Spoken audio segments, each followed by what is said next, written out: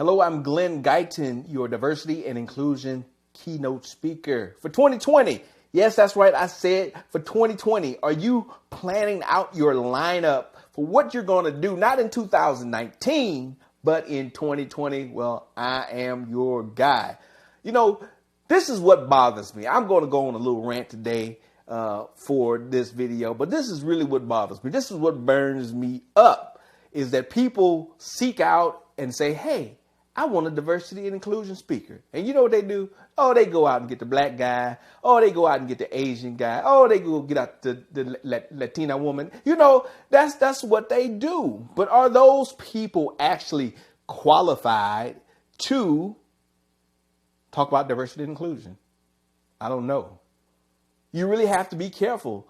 Don't just get someone, and dare I say, a token person, because they are a person of color, to be your diversity inclusion keynote speaker, or because it's Martin Luther King holiday weekend, we're going to go find a black speaker to talk about diversity inclusion, and that person may or may not be qualified. I don't want you to mess things up. I want you to get a good diversity and inclusion keynote speaker. You're paying these people a good deal of money, and you want to make sure that you are effective in your diversity and inclusion goals. Hey, before I forget, make sure you subscribe to this channel. Go check out some of the other videos that we've done in the past, and hopefully they will be helpful to you as you seek to practice diversity, inclusion, and equity in your workplace.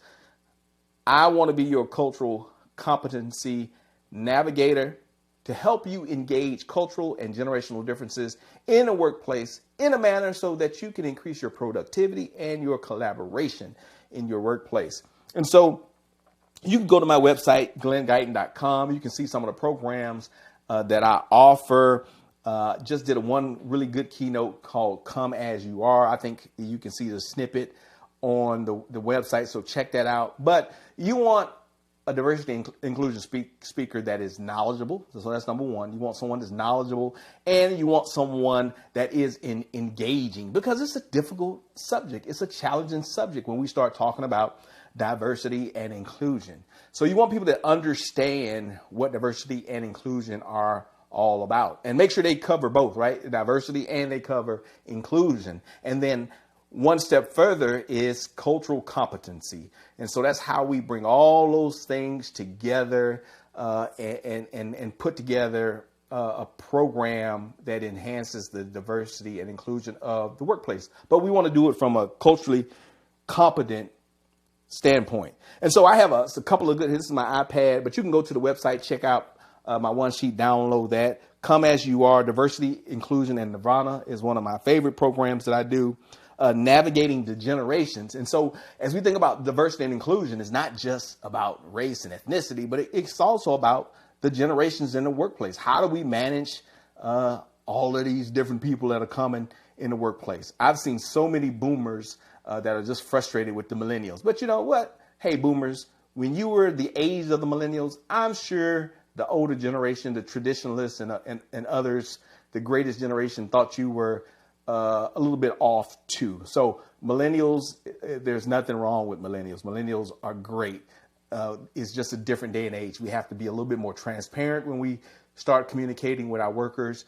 We have to earn the respect. We can't just demand it like we did.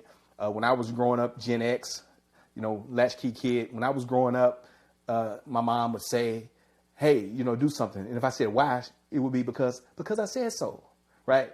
But my kids, nah, they don't go for that. They want to know why, how come, how much time. And so it's just a different era, a different way of communicating. And so we need to understand that. And a good diversity and inclusion keynote speaker will talk about that. Also, getting the right people in the room. Talent acquisition is very important. Talent acquisition, talent retention are some of the things that we have to pay attention to if we are talking about managing diversity and inclusion in the workplace. So make sure you get the right people, the right person. And so take your time, do your research, get on Google. If you are looking at finding a good diversity and inclusion. I'm going to hand it off to my assistant now. If you are looking for a good diversity and inclusion speaker, make sure you do your research. There are some good people out there doing some good things, but make sure they have a good understanding of diversity. Make sure they know the difference between anti-racism training and, diversity and inclusion. Make sure they understand intersectionality. That's another big one. And make sure you ask them what their perspective is on intersectionality. Kimberly Crenshaw, an African-American woman, coined that term several years ago, very much as a response to how the feminist movement interacted with the women's movement. So African-American women were actually excluded from the feminist movement. And so that intersectionality came into play. And Kimberly Crenshaw, you can read about her. She did some wonderful work on that. Maybe we can include the link in the description down below. So I'll ask my wonderful editor assistant, fantastic computer genius person, to put that link down there about Kimberly Crenshaw and intersectionality. So we'll put that down there so you can research on that. But do your research. Make sure before you hire a diversity and inclusion keynote speaker, they know what they are talking about. See what they're writing online. See what videos they have. Like, do they have great videos like this guy Glen is telling me about these things? Check them out. Do the research. One of the things that I'm happy to offer is the IDI, which is the Intercultural Development Inventory. So I can actually come into your workplace and help you evaluate how well you manage differences. That's part of this work, is understanding how well you manage differences. And so part of this work in cultural competency is saying, can I only see the world like this way, like through my eyes? Is that the only way that I can engage the world? I only can see it from my perspective, or can I shift? So can I come over to this other side and see what people are doing, see what people need, and understand the depth of their culture? And I've said it before, and I'll say it probably 100 more times in these videos. Culture is the way that we do things around here.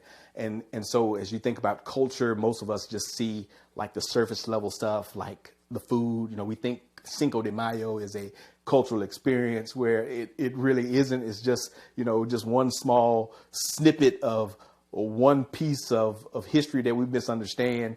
And we think, oh, we're being culturally relevant because I'm wearing a sombrero or I'm drinking some tequila on Cinco de Mayo. Nope, you're actually not doing it right. That's you're just being an American, right?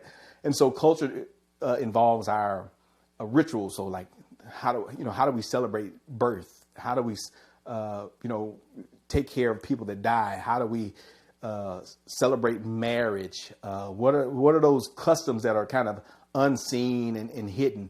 Those are some things that I hope the speakers you're bringing in are talking about. They have that wonderful iceberg analogy where, most of us just see the tip of the iceberg, but, the heart of culture really is below that. What lies below the surface, the things that we can't see are often the important things, the things with weight, with substance. So think about it. If you are looking at diversity and inclusion training in your workplace, if you're trying to bring in a speaker or someone to help you with this work, make sure you've done your research. Make sure you're vetting the people properly.